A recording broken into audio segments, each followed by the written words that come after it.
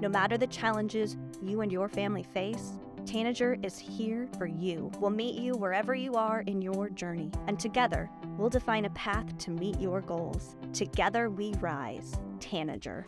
Tanager and the Meraki Institute of Learning proudly present Together We Rise, a series based on the Rise, Wellness, and Resilience framework. In times of uncertainty and adversity, it is easy to feel overwhelmed and disheartened.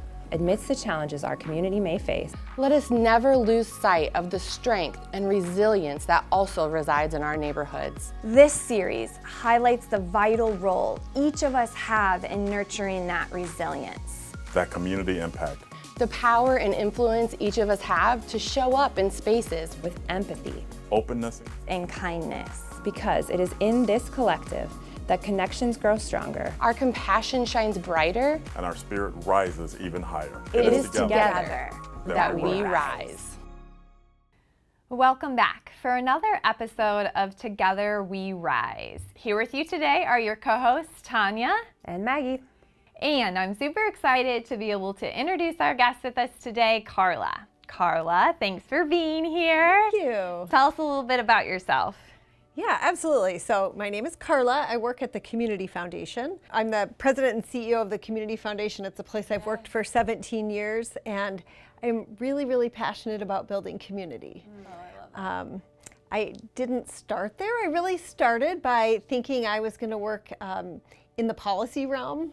You know, I'm the product of a teacher and a counselor. My parents were definitely in the helping roles in the community, and so that's deeply instilled in me. I'm also a very sort of analytical systems kind of person, so I guess I always thought I would take a little bit more of the logic analytical part, but the community piece just kept drawing me in, and I sort of landed in this role 17 years ago, and it's just been something I just love. I love being in a place where we're really working with so many different passionate people in the community, like Tanager, and thinking about how we make communities better places to be. Yeah, I got the privilege of talking to you just about this and hearing your journey and where you ended up, and now like what is so deeply resonating with you in what you guys do every day.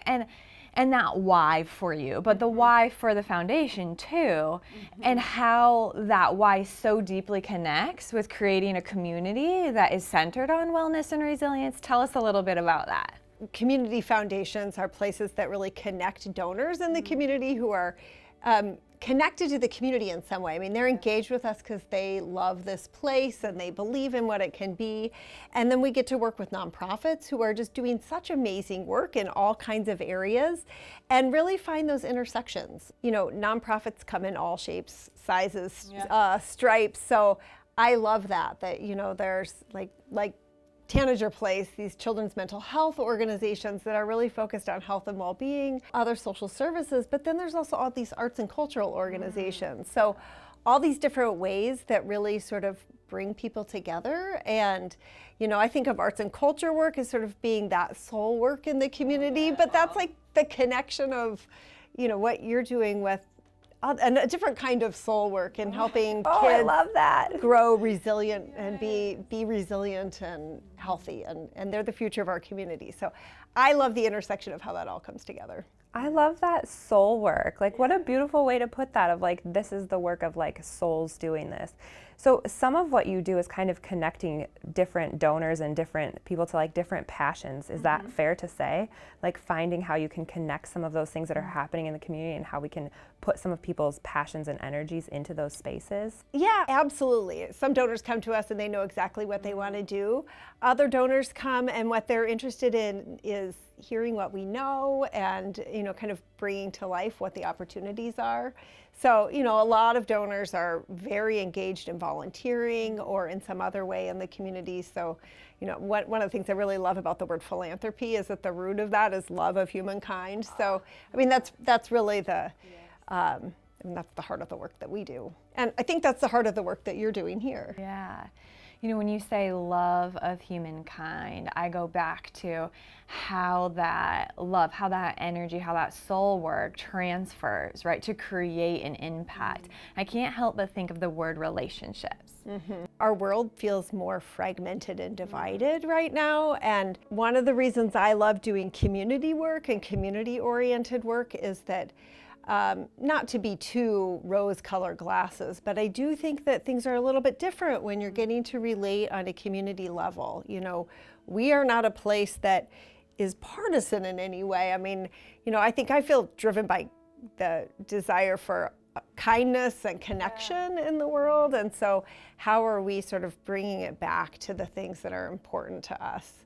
You know, I was reading a book recently that was talking about the loneliness epidemic, and so we were talking about this a little bit, and you know, I think that typifies sort of this post-COVID world that we live in, and I think that that's part of, on a local level, on a community level, how are we helping to bridge that? And you know, that's never been something that we've thought about at the Community Foundation as one of the like motivators behind what we do, but I think at the same time it's sort of undergirding a lot of it, that you know, what we should be able to do is help people connect, help people find those sort of commonalities that bring people together in a time where sometimes it feels like we're pulling apart. And knowing that there's so much power in those relationships, right? And so much goodness comes out of those relationships. Just being able to kind of take a step back and say, our community is better and stronger when we cultivate and take care of the relationships that exist within it. Right. You know, some of that work is very formal work. I mean, you know, your work that you're doing with children's mental health is, you know, you need people who are highly credentialed and thinking about how to build strong kids. There were examples in this book that I loved that were very informal kinds of things, like a teacher who had his kids, when they came into the room, each Monday they had to draw a name out of a hat, and then they had to do some random act of kindness. They didn't need to call themselves out or say who it was, and they were scared to do this at first, but throughout the year they found these ways of connecting with one another. And it really transformed his classroom. I think there's just all kinds of little ways, you know, big and small ways that we do this. And, you know, I love thinking about, like, how can we move forward? How can we sort of incentivize that? How can that be the community that we live in? Yeah. One of the words that you said that I keep kind of thinking about, you know, like staying on, because I think it's so powerful, is commonalities. Commonalities. You know, I think sometimes we're so oriented to like be divisive. And look for what's different, because our brains naturally do that. Yes, they naturally do that. Brains naturally look for what's different because we're designed to survive, right? But so we have to have that intentionality to say, like, let's look for the commonalities. Where can we find the commonalities? And how do we bring people along in those commonalities that already exist?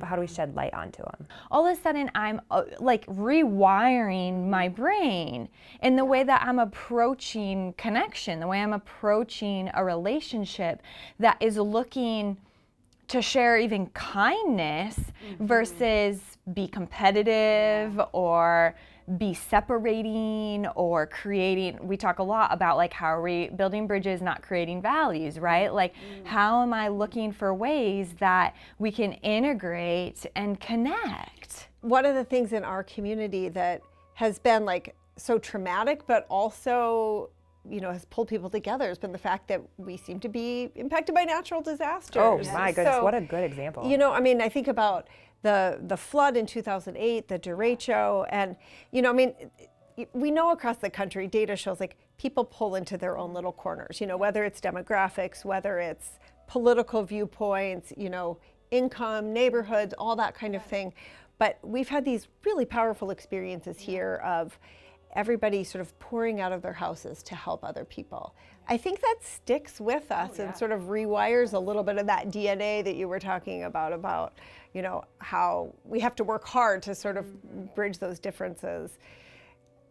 I don't wish any other disasters on this community, and I hope we don't. So I think the question is, how do we sort of create those experiences in our community in healthier ways than having to respond to a disaster. And that's why I go back to the word commonality, right? Because, you know, maybe we didn't experience the same exact thing at the same time, but the more that I lean into a relationship, the more I'm just curious and hear someone's story and connect and engage, I'm gonna find probably some type of commonality or shared experience that then deepens meaning, deepens purpose, deepens ... that allows us to feel more united as a whole. Yeah, I think that sense of connection that we have, you know, you think about that like 7 degrees of separation. When we live in a small enough community, I think that power of story and of narrative is so important because it's never very far away from like our own experiences. So I do think that's one way that we sort of capitalize on that and help that keep bouncing around. We've talked a lot about narrative in some of these different things and like telling stories. I think humans naturally connect through stories, like through hearing other people's stories. And I know that a lot of times when you're trying to connect, you know, people across a community or even donors with different efforts or projects, like stories tell people what this is all about. And there's pieces of those stories that they can connect to and pull out. I mean, I think stories help create meaning or give meaning to experiences. And, you know, whether it's a donor, whether it's the children that you work with, I mean, I think we're all driven by needing to find meaning and purpose in our lives. I mean, that comes back to this sort of, you know, being the daughter of a teacher and a counselor. Like, those are the conversations that we had around the dinner table all the time. They're the ones we have with our kids all the time. Yes, so beautiful. When I think about that, you know, so much of our meaning that we find, so much of the purpose, so much of that connection, belonging generates from relationships. But what I'm thinking about is relationships aren't always perfect, right? They're not always healthy all the time. Like, relationships are messy. Let's talk about the mess a little bit, because part of that messiness is knowing that there is a pathway to repair. There's a pathway to like finding healing within some of those harm done so that we can continue to move forward and not create more and more divisive camps where I'm being really protected and I'm untrustworthy. I'm, you know, pushing people away. Yeah, I think like there's no real, true, deep relationship without some level of, there's always messiness, there's always harm. Like, you can't have a real relationship without having some level of like, it's not always perfect. If it's perfect, it's probably not as deep or meaningful as we want that relationship to be. And so knowing that that's part of relationships, knowing that that's part of walking through relationships, how do we normalize some of that? Like, we're not gonna do this perfectly, we're gonna mess up. How do we work through that and walk through that?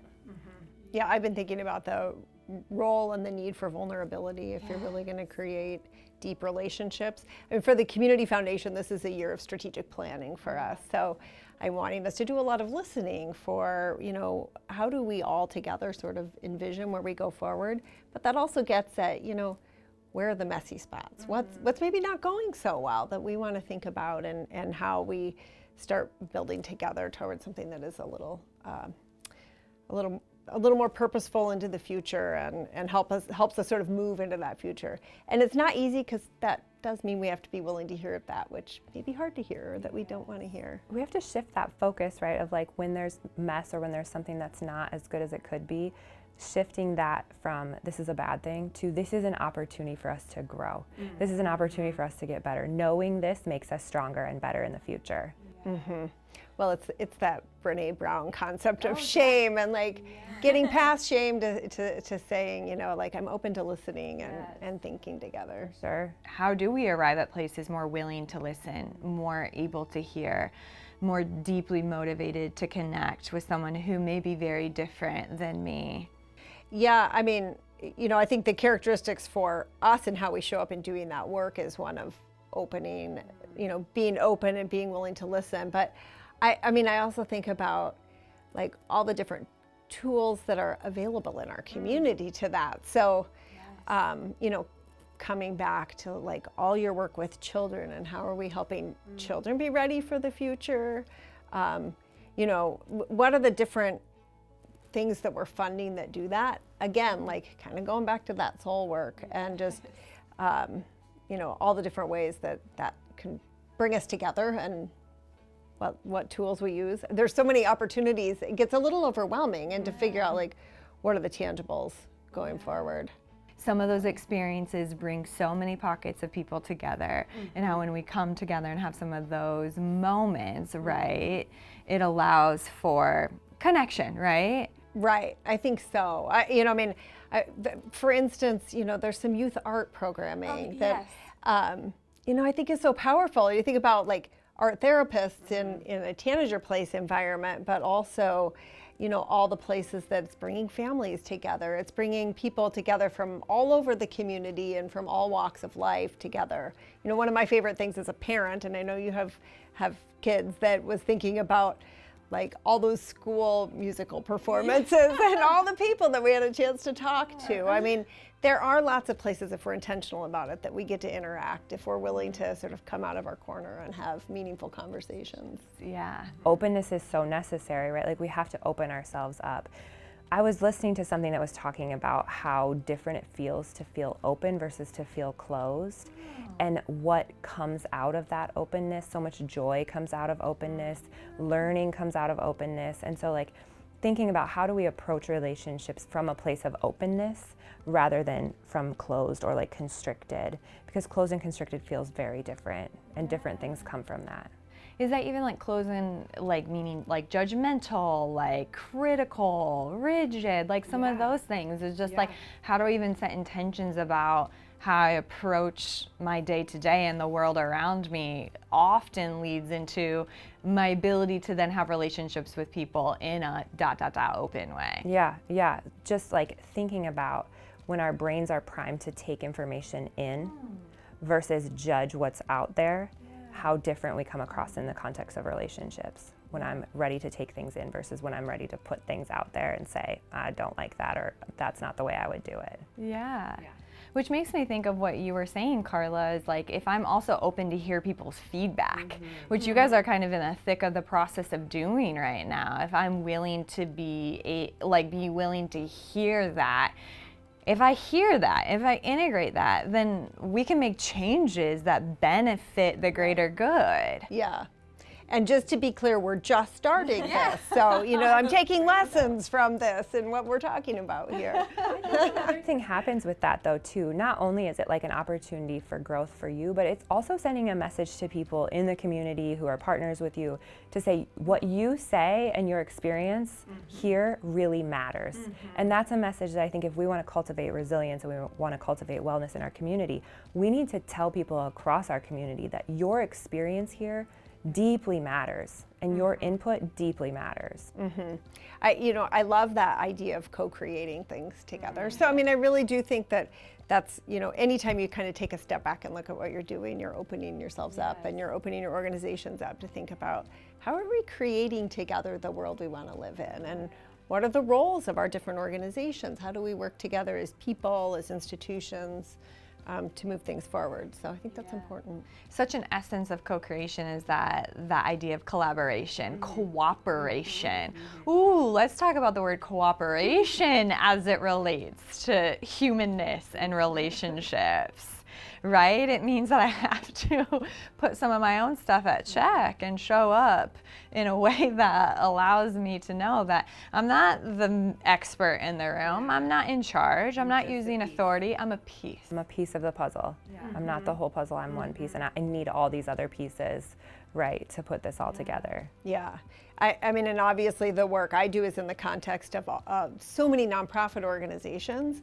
That's one of the things I really love about this area is that I think our organizations are really good at that. I was just with a group of nonprofit leaders who were talking about their ability to do that and be able to step back and say, actually your organization may be more ideally suited for this, but here's what we can do to help pull these things together. So that can be hard, but also so important.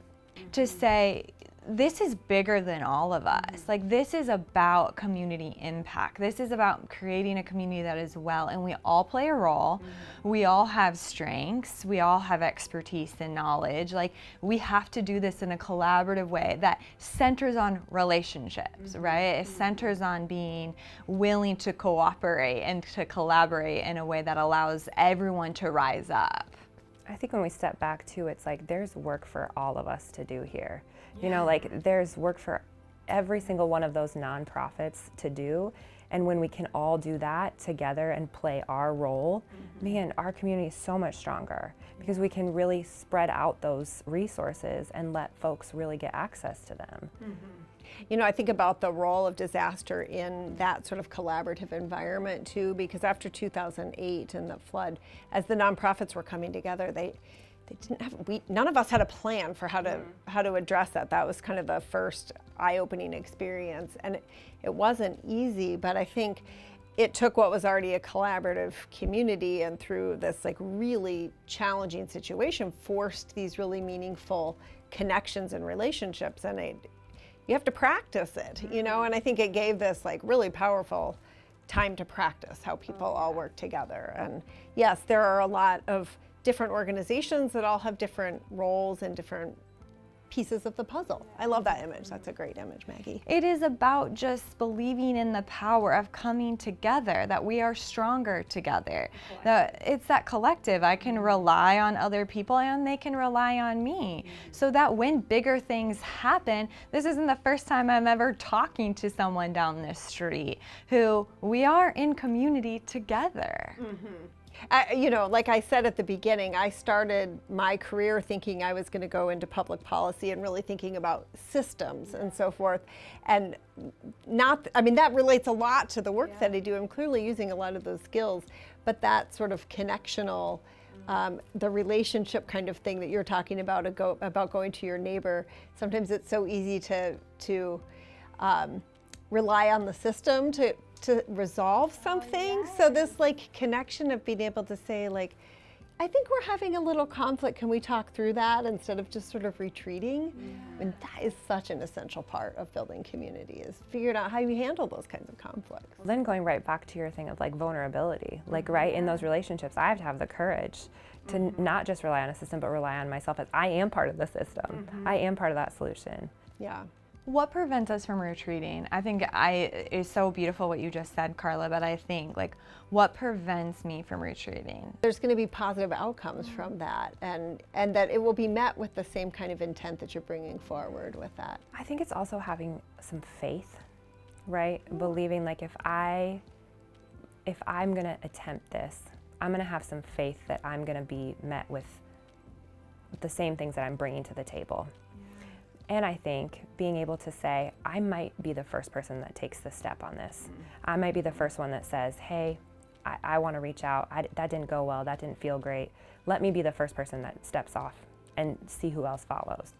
Oh, that's hard to do. Sometimes I get it right. More oftentimes I get it wrong, but it's one of those things that I just keep trying to grow in.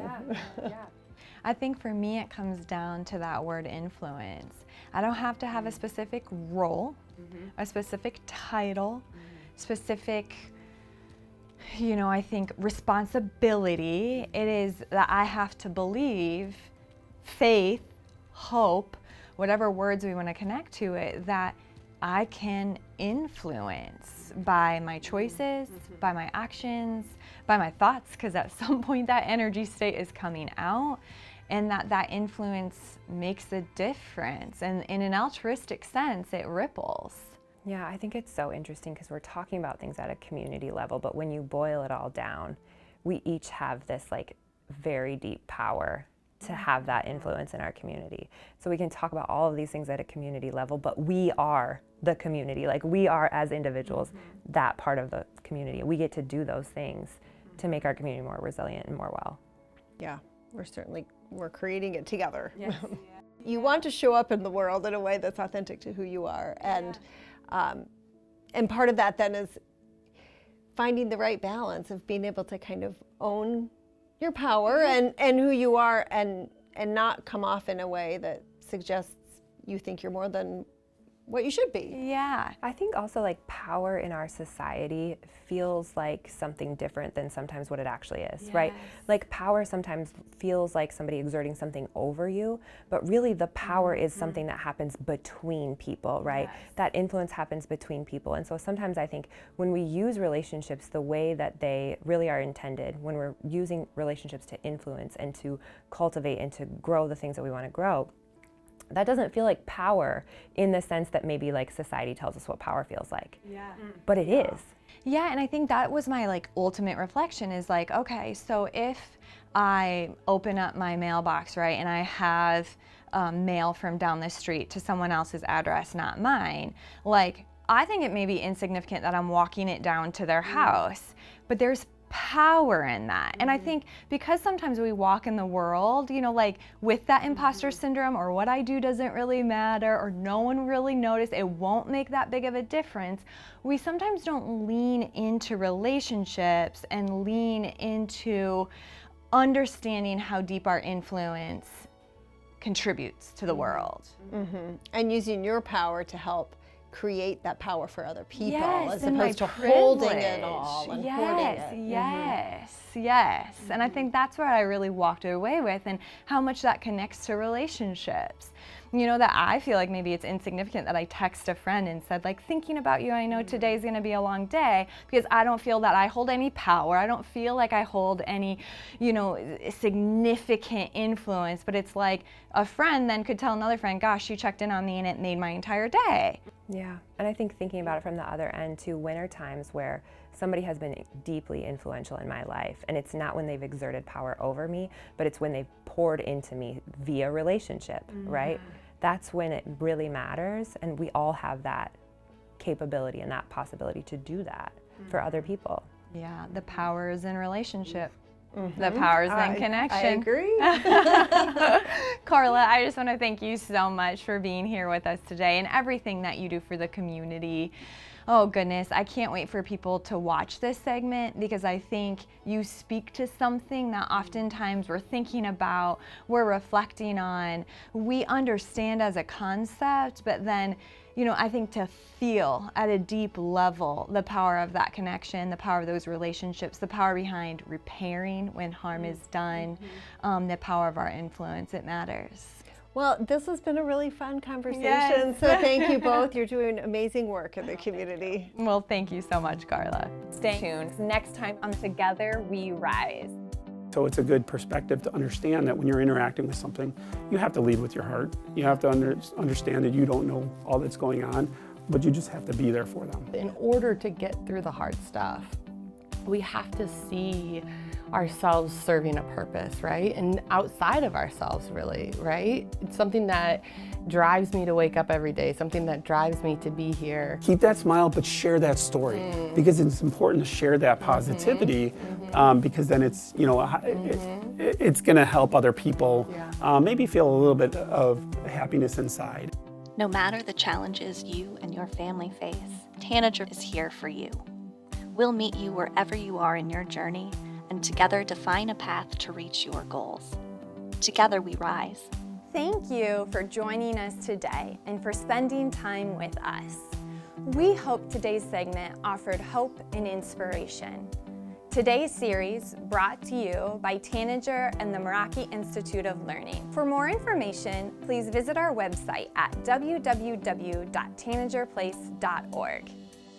Tanager is here for children, teens, young adults, and families as they navigate the many stressors of the world today. Tanager inspires, empowers, and heals by providing tools and support needed to navigate the hardships of life and overcome obstacles. Our expertise and specialty trainings offer a wide range of approaches, and we'll join alongside you to create solutions to enhance your wellness. We are here for you and your family. Tanager, inspire, empower, heal.